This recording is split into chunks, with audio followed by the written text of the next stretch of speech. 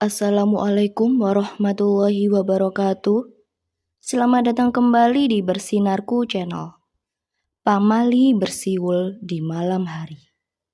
Di sebuah desa bernama Alas Jati yang dikelilingi oleh hutan lebat, ada sebuah larangan yang telah diwariskan turun-temurun. Jangan bersiul di malam hari. Penduduk desa percaya bahwa siulan pada malam hari bisa memanggil penghuni gaib yang tinggal di hutan, membawa malapetaka bagi siapapun yang melanggar.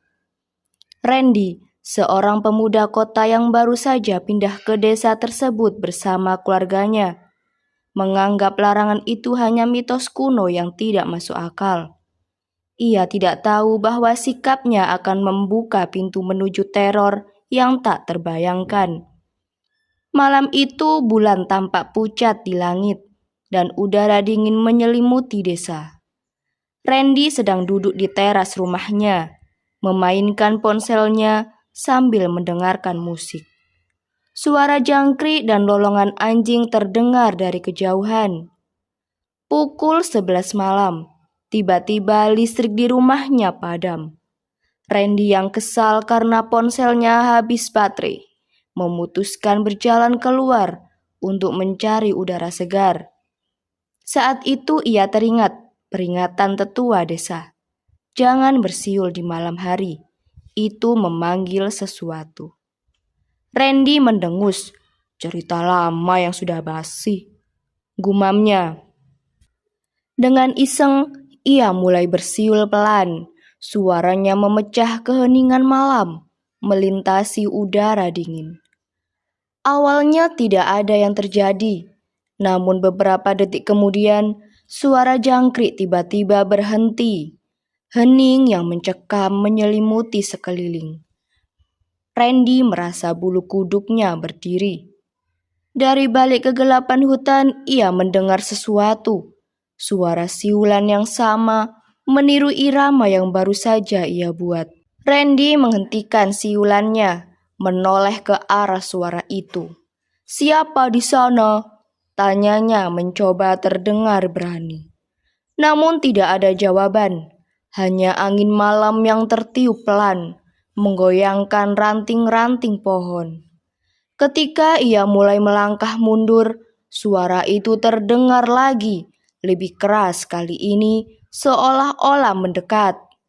Irama siulan itu aneh, melengking, dan tidak seperti suara manusia. Randy menatap ke hutan, dan di antara pepohonan ia melihat sesuatu. Bayangan gelap yang bergerak cepat, terlalu cepat untuk ukuran manusia.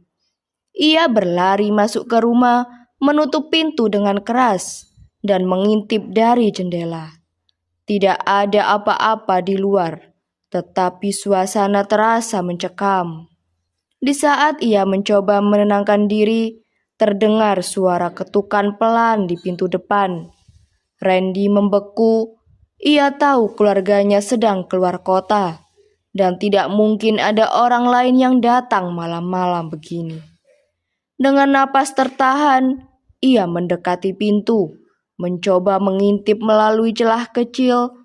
Tidak ada siapa-siapa. Namun saat ia berbalik, ia melihatnya. Bayangan hitam tinggi dengan mata merah yang lebar berdiri di sudut ruang tamu. Randy terbangun di lantai keesokan paginya dengan tubuh lemas.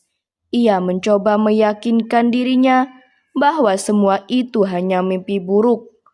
Tetapi ketika ia melihat jejak tanah di lantai rumahnya, ia tahu bahwa malam itu benar-benar nyata. Hari-hari berikutnya menjadi mimpi buruk bagi Randy. Setiap malam suara siulan aneh itu kembali terdengar, semakin dekat dengan rumahnya. Kadang ia melihat bayangan itu berdiri di ujung lorong rumah atau di luar jendela kamarnya, menatapnya tanpa bergerak. Randy mencoba menceritakan hal ini kepada tetua desa, Pak Kusri. Mendengar ceritanya, wajah Pak Kusri berubah tegang. "Kamu sudah melanggar pamali.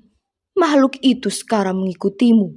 Jika tidak dihentikan, ia akan mengambilmu. Randy merasa ketakutan dan bingung. Ia meminta solusi, tetapi Pak Kusri hanya berkata, "Kamu harus minta maaf dan mengembalikan makhluk itu ke tempat asalnya." Tapi tidak semua orang berhasil. Pak Kusri dan beberapa warga desa membantu Randy melakukan ritual di tepi hutan. Mereka membawa persembahan berupa kemenyan, bunga 7 rupa, dan ayam hitam. Di tengah ritual, suara siulan itu mulai terdengar lagi. Kali ini lebih keras dan angin dingin berhembus kencang. Bayangan itu muncul di antara pepohonan, perlahan mendekati Randy. Sosoknya lebih jelas kali ini. Tubuhnya kurus dan tinggi dengan wajah yang hampir tidak berbentuk. Hanya ada mata merah dan senyum lebar yang menyeramkan. Randy gemetar, tetapi Pak Kusri menyuruhnya tetap tenang dan melafalkan permintaan maaf. "Aku tidak tahu. Aku tidak bermaksud. Maafkan aku," gumam Randy. Sosok itu berhenti sejenak, menatapnya dengan tatapan tajam, lalu perlahan-lahan menghilang ke dalam kegelapan hutan. Setelah ritual itu, gangguan makhluk gaib berhenti. Namun Randy tidak pernah lagi bersiul, bahkan di siang hari.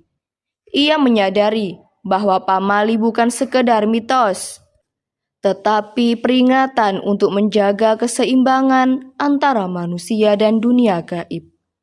Namun setiap kali ia melewati hutan itu, ia merasa seperti ada sesuatu yang masih mengawasinya dari kegelapan. Sesuatu yang menunggu hanya jika ia berani melanggar larangan itu lagi. Pamali bukan hanya mitos, tetapi bentuk penghormatan terhadap hal-hal yang tidak bisa dijelaskan oleh logika.